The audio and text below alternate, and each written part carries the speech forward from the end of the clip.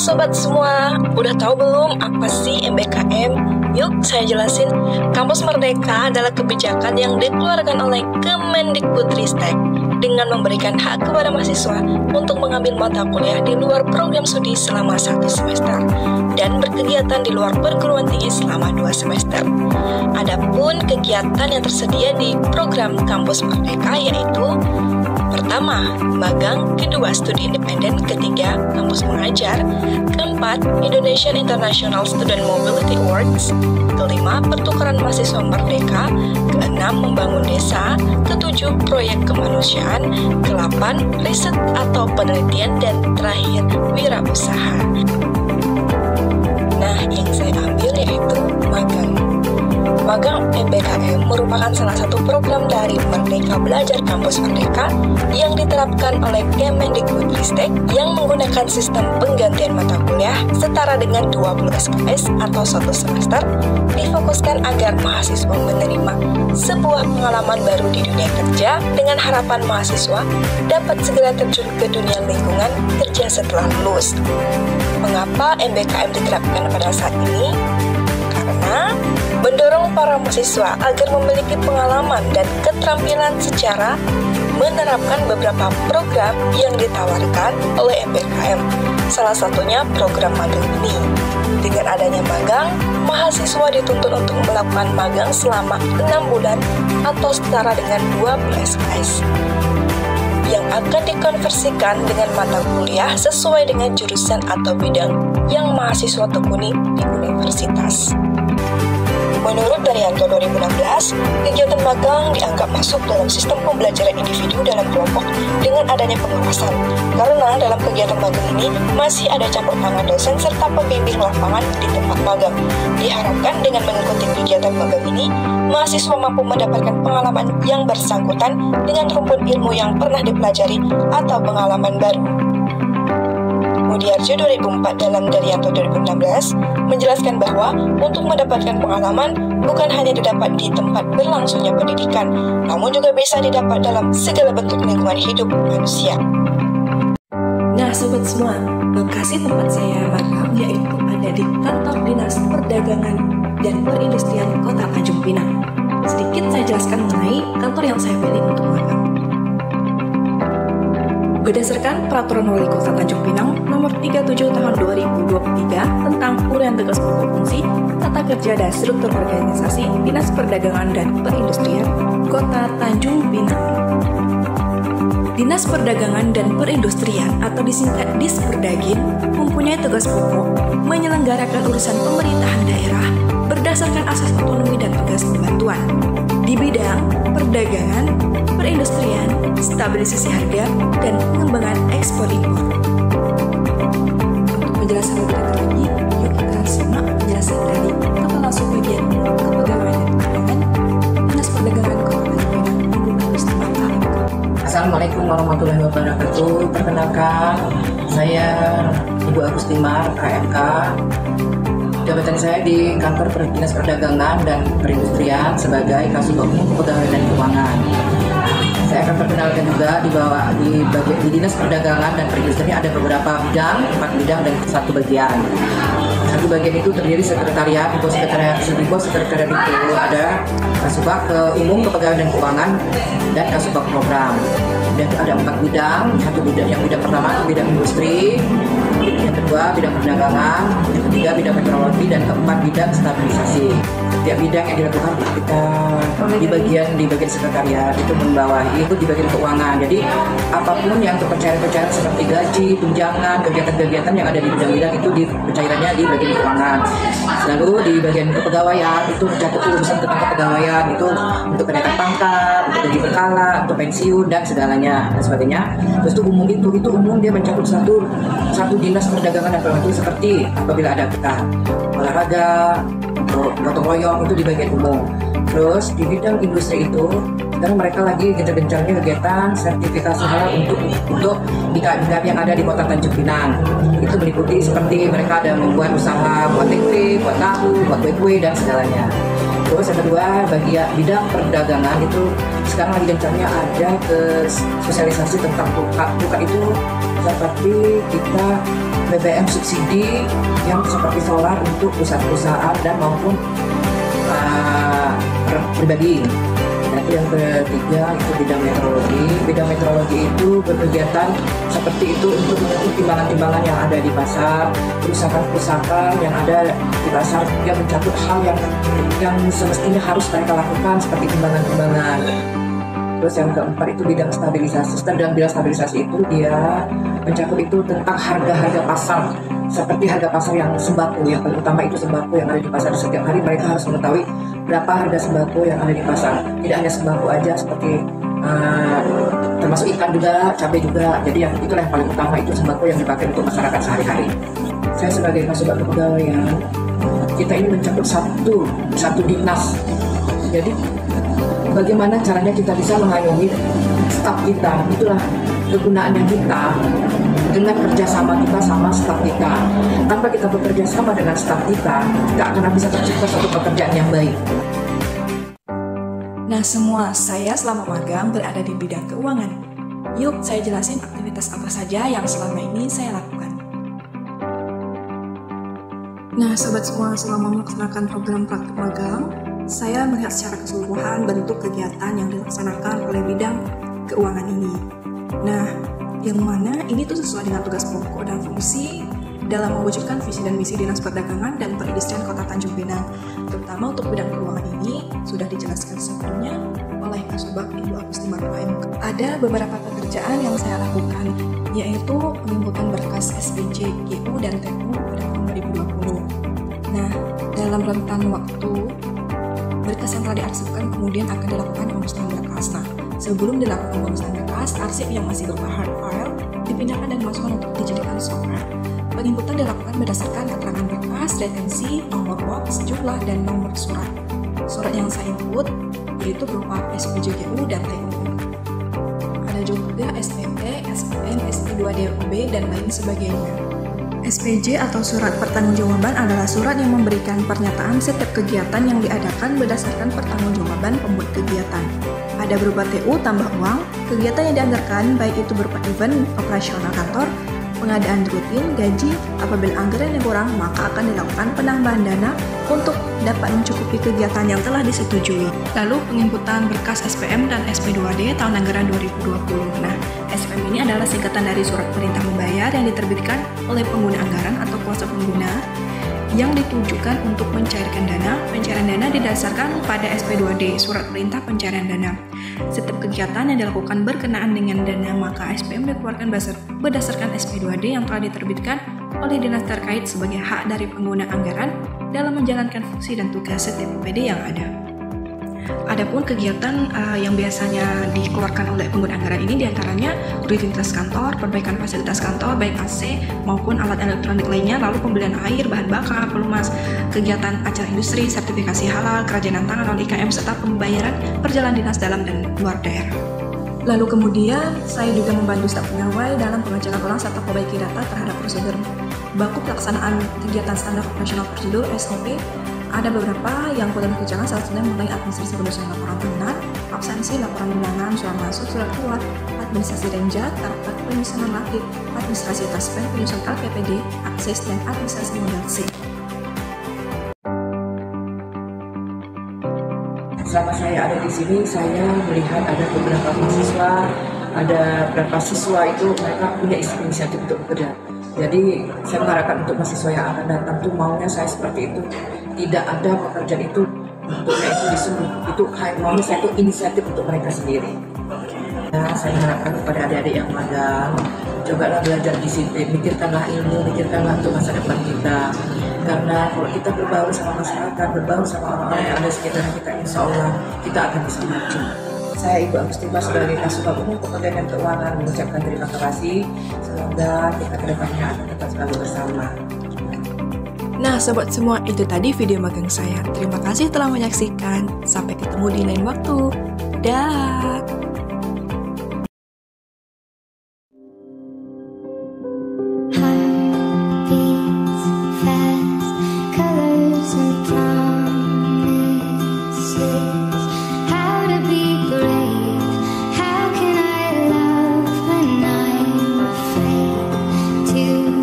For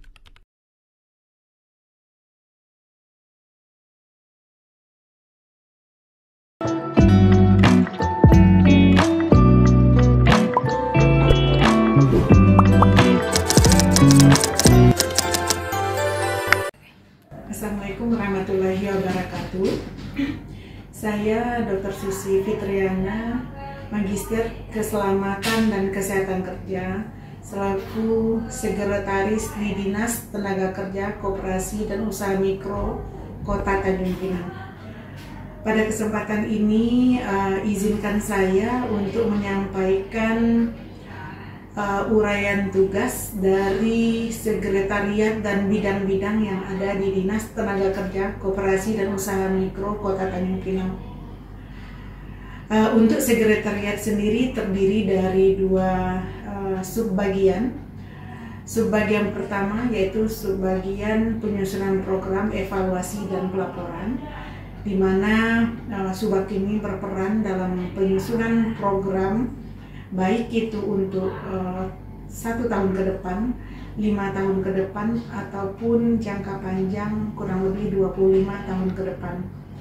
Juga subbag ini berperan untuk melakukan evaluasi dan membuat laporan-laporan dari kegiatan dinas yang telah dikerjakan dalam 1 tahun, baik itu berupa sakit, lakip, ataupun LKPD, laporan pertanggungjawaban kepala daerah. Berikutnya di sekretariat ada subbag umum kepegawaian dan keuangan. Jadi subbag ini membawahi bagian umum terkait bagian kerumah tanggaan, apakah itu sarana prasarana kantor maupun perlengkapan kantor lainnya. Berikutnya subbag ini, subbag umum kepegawaian juga mengurus kepegawaian, masalah kepegawaian, baik itu terkait SDM, jumlah SDM, kualitas SDM, pelatihan maupun kompetensi dari pegawai yang ada di dinas ini.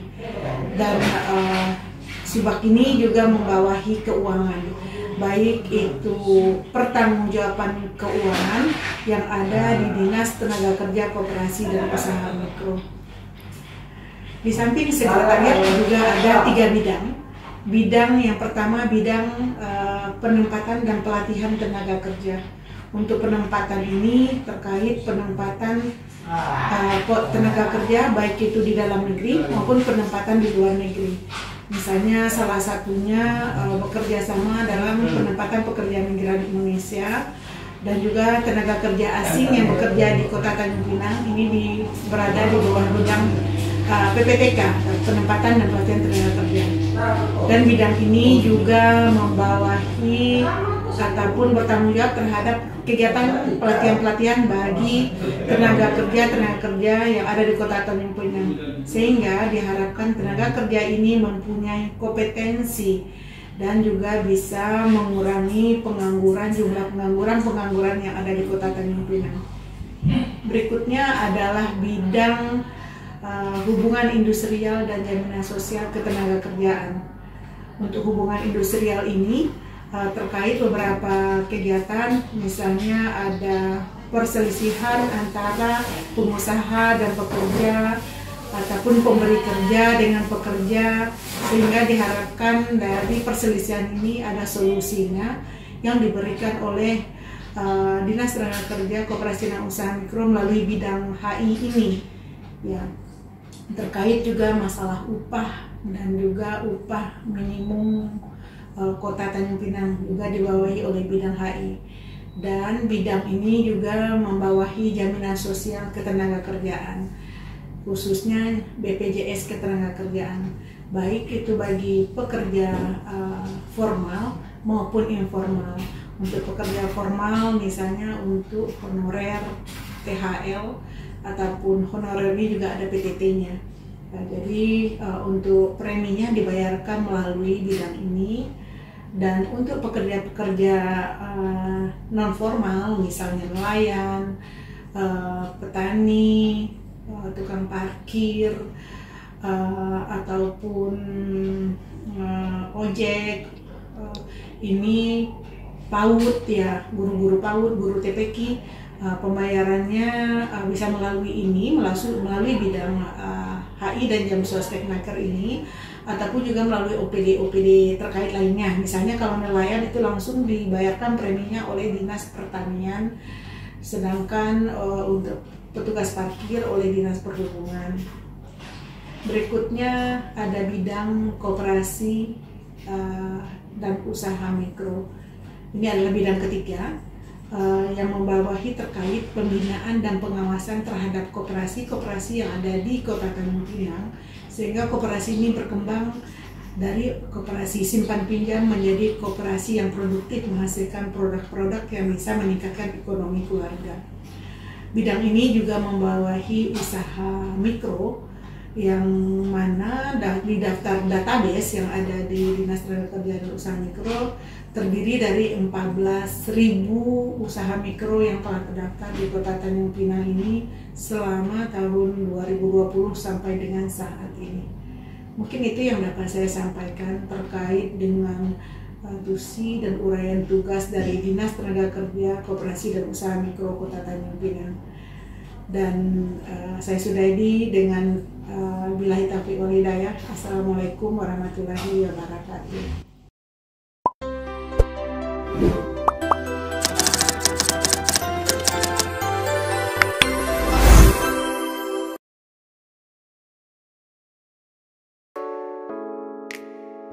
Halo semua, jadi setiap Senin pagi saya dan juga rekan-rekan kantor sebelum berkegiatan melakukan apel pagi.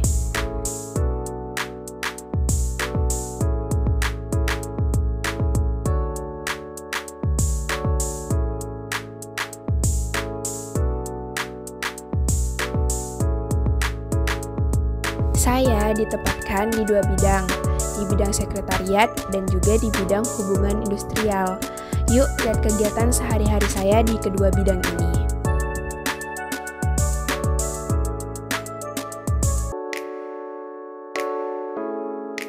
Waktu ditempatkan di bidang sekretariat, di setiap harinya saya mendata surat masuk dan juga surat keluar. Dan juga membantu di bagian arsip surat.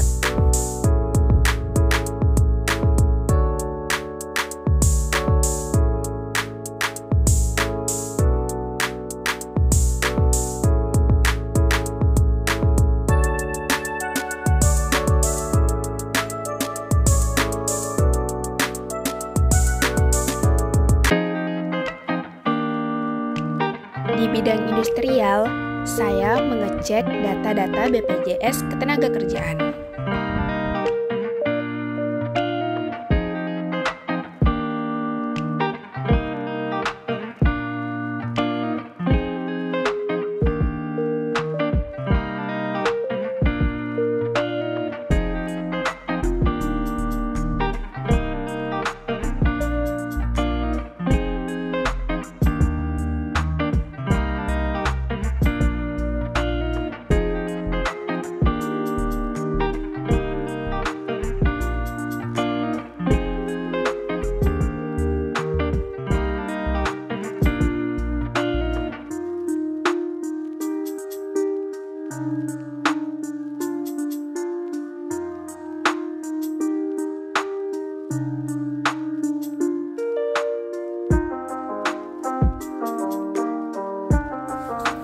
Selanjutnya, di bidang industrial, saya seringkali mendampingi Bapak Mediator untuk mediasi dan juga klarifikasi antara perusahaan dan juga pekerja.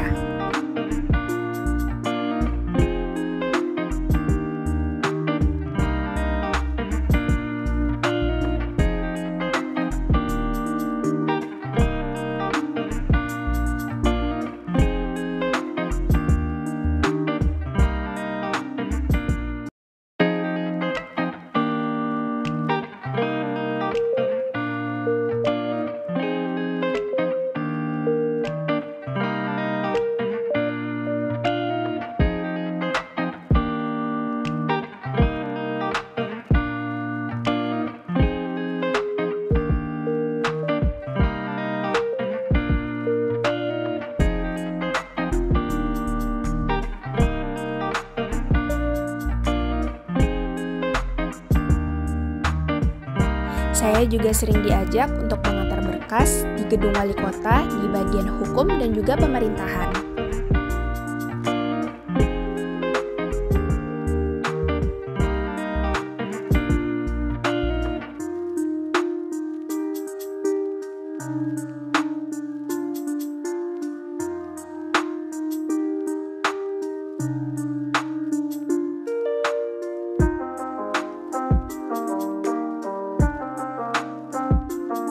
Seringkali saya mengikuti kegiatan eksternal, salah satunya senam pagi gabungan bersama OPD-OPD lainnya.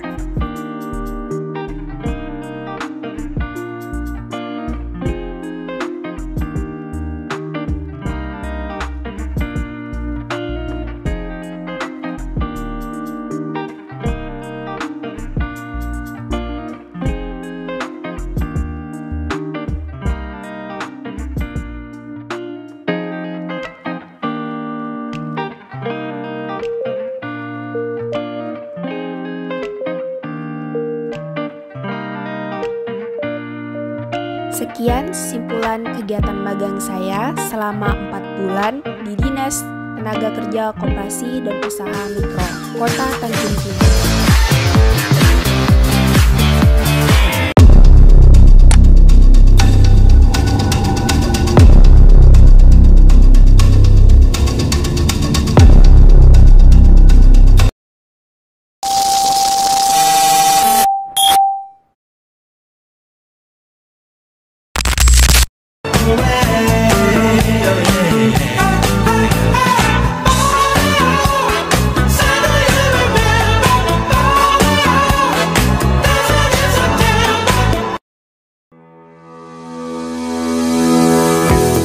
Halo semuanya, jadi kali ini aku lagi melaksanakan program kegiatan MBKM atau Merdeka Belajar Kampus Merdeka.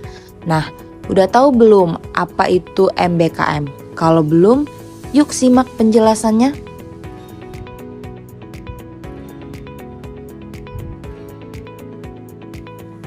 Merdeka Belajar Kampus Merdeka merupakan salah satu kebijakan yang dikeluarkan oleh Kementerian Pendidikan, Kebudayaan, Riset, dan Teknologi yang mulai diterapkan di perguruan tinggi dengan tujuan untuk mempersiapkan dan mendorong mahasiswa menghadapi perubahan sosial, budaya, dunia kerja, kemajuan teknologi yang pesat, di mana kompetensi mahasiswa harus lebih matang dan sesuai dengan kebutuhan zaman.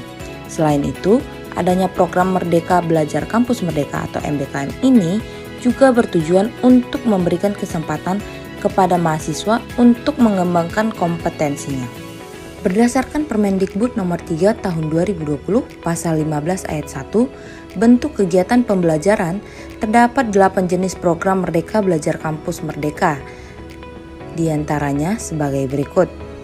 Yang pertama ada pertukaran pelajar, magang atau praktik kerja, asistensi mengajar di satuan pendidikan, penelitian atau riset, proyek kemanusiaan, kegiatan kewirausahaan, studi atau proyek independen, dan membangun desa atau kuliah kerja nyata tematik. Dan di sini saya mengambil jenis kegiatan magang atau praktik kerja lapangan sebagai program Merdeka Belajar Kampus Merdeka, di mana magang atau praktik kerja lapangan merupakan salah satu program pembelajaran yang mengharuskan mahasiswa untuk terjun langsung ke lapangan melalui hubungan peserta magang dengan perusahaan maupun instansi dengan tujuan mahasiswa dapat mengenal dunia kerja dan dapat bekerja sama di lapangan. Adapun tujuan dari magang ini yang pertama untuk mengasah keterampilan atau soft skill dan pengetahuan yang diperoleh dari kegiatan magang dalam dunia kerja. Dan yang kedua, untuk menambah pengalaman kerja bagi saya terhadap prospek kerja aparatur sipil negara atau ASN serta informasi mengenai dunia kerja di pemerintahan. Dan yang ketiga, untuk melatih sikap pertanggungjawaban, bekerja sama, komunikasi dalam melakukan tugas sehingga memiliki kesiapan terjun ke dalam dunia kerja.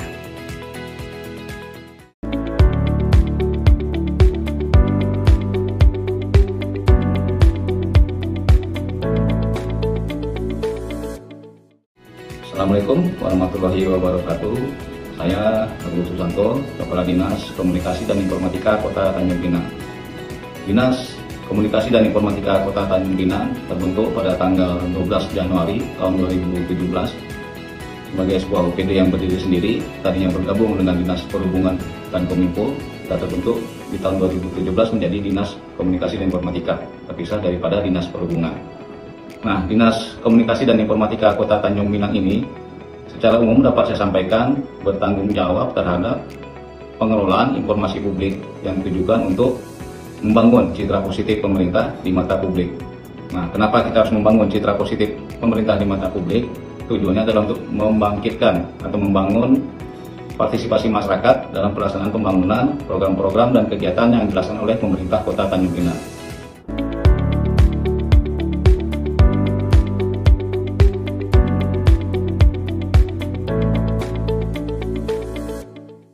Assalamualaikum warahmatullahi wabarakatuh. Nama saya Suwanto, Jabatan Analis Tata Usaha pada Sub Bagian Umum Kepegawaian dan Keuangan Dinas Komunikasi dan Informatika Kota Tanjung Pinang, dan saat ini diberi tugas tambahan sebagai PLH Kepala Sub Bagian Umum Kepegawaian dan Keuangan. Secara umum, untuk tupoksi pada Sub Bagian Umum Kepegawaian dan Keuangan ini meliputi melaksanakan sebagian tugas sekretariat, khususnya urusan umum kepegawaian dan keuangan, dengan fungsi pengelolaan administrasi umum yang meliputi pengelolaan naskah dinas, penataan kearsipan dinas, penyelenggaraan kerumah tanggaan dinas, dan pengelolaan perlengkapan dan administrasi perjalanan dinas. Kemudian pelaksanaan administrasi kepegawaian yang meliputi kegiatan bahan penyusunan rencana mutasi, cuti, disiplin dan pengembangan pegawai dan kesejahteraan pegawai. Kemudian juga melaksanakan pengelolaan aset atau barang dinas baik bergerak maupun tidak bergerak. Kemudian untuk urusan keuangan meliputi pengelolaan anggaran rutin, pembayaran gaji dan tunjangan untuk para pegawai, permintaan gaji berkala dan honor pegawai.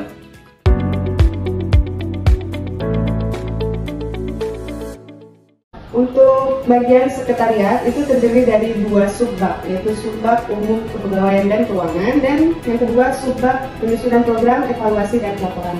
Untuk saya di subbab penyusunan program, evaluasi dan pelaporan ini memiliki tugas pokok dan fungsi dalam melaksanakan tugas sekretariat urusan penyusunan program, evaluasi dan pelaporan. Kemudian untuk tugas pokoknya, penyusunan program evaluasi dan pelaporan itu terdiri dari penyusunan perencanaan dan program kerja dinas, kemudian penyiapan rencana anggaran pendapatan dan belanja dinas, yang ketiga pelaksanaan evaluasi dan monitoring program kerja dinas, yang keempat pengkoordinasian internal dalam penyusunan program kerja dinas, yang kelima membuat laporan kegiatan program kerja tahunan dan tugas lain yang ditugaskan oleh pimpinan. Pada dasarnya, untuk subbab penyusunan program evaluasi dan pelaporan ini yaitu berkaitan dengan penyusunan program-program dan kegiatan-kegiatan yang akan dilaksanakan pada Dinas Kominfo Kota Tanjung Pinang.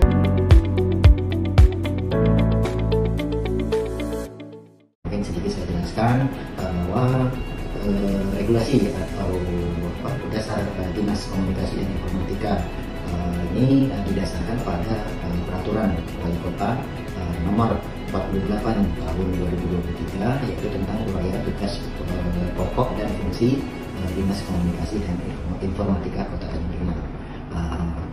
Sedikit saya jelaskan terkait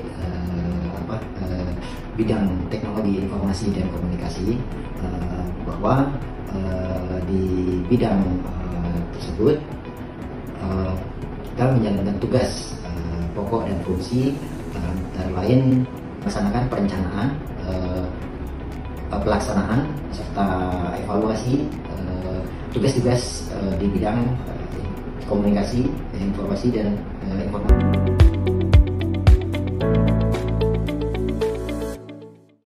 Pada prinsipnya di bidang pengelolaan informasi ini, di bidang PISKP, intinya kami menyiapkan bahan antara lain untuk perusahaan, untuk pelaksanaan dan penyelenggaraan beberapa kebijakan yang telah diamankan kepada kami oleh pemerintah Kota Tanjung Pinang, antara lain pengelolaan opini dan aspirasi publik di lingkup pemerintah Kota Tanjung Pinang. Selanjutnya pengelolaan informasi untuk mendukung kebijakan nasional dan kebijakan yang dikeluarkan oleh pemerintah Kota Tanjung Pinang. Selanjutnya kami juga menyediakan konten dan media komunikasi untuk publik. Berikut, kami juga melakukan penguatan sumber daya komunikasi publik, penyediaan akses informasi dan pelayanan informasi publik. Dan selanjutnya, kami juga melakukan pelayanan hubungan antar media di wilayah Kota Tanjung Pinang. Kemudian untuk pengawasan atas apa kebijakan yang telah kami buat, itu kami akan melakukan seperti monitoring, evaluasi, dan pelaporan terhadap apa-apa yang telah kami lakukan pada setiap kesempatan.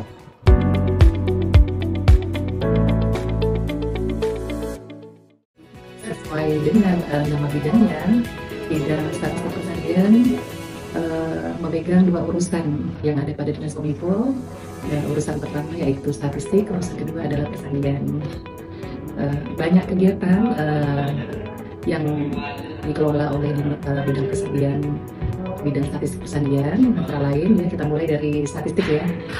Yang pertama urusan statistik, Dinas Kominfo di urusan statistik berperan antara lain sebagai wali data di pemerintahan Kota Tanjung Pinang. Urian tugasnya lumayan cukup banyak ya, salah satunya adalah menghimpun dan mengelola data-data statistik sektoral dari seluruh perangkat daerah di lingkungan pemerintah Kota Tanjung Pinang. Kemudian untuk urusan penyelenggaraan statistik sektoral di Pemko, itu adalah tugas dan fungsi dari statistik di Dinas Kominfo. Kemudian bekerja sama dengan Badan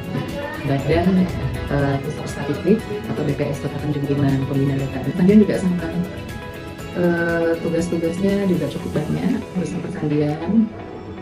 Yang pertama adalah penanggung jawab untuk sertifikat elektronik ya, sertifikat elektronik atau dalam hal ini adalah peralatan elektronik yang ada di pemerintah Kota Tanjung Pinang. Jadi urusan persandian, Pemkab Tanjung Pinang sudah melakukan yang namanya PKS, perjanjian kerjasama dengan Balai Sertifikasi Elektronik atau singkatannya BSRE.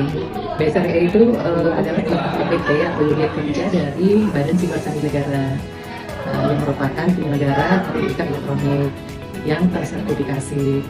Nah, Pemkab Tanjung Pinang sudah mulai PKS-nya dari tahun 2022 sampai dengan sekarang ya, nanti kerjasamanya itu 4 tahun, kemudian bisa akan diperpanjang kembali ya. Nah, selama ini kita sudah menerbitkan tanda tangan ya, tanda tangan atau sertifikat elektronik milik kepala daerah, kemudian sekretaris daerah, eselon 2 ya, pejabat pimpinan tinggi pertama, kemudian administrator dan pengawas, serta pejabat personal yang ada di lingkungan pemerintah Kota Tanjung Pinang.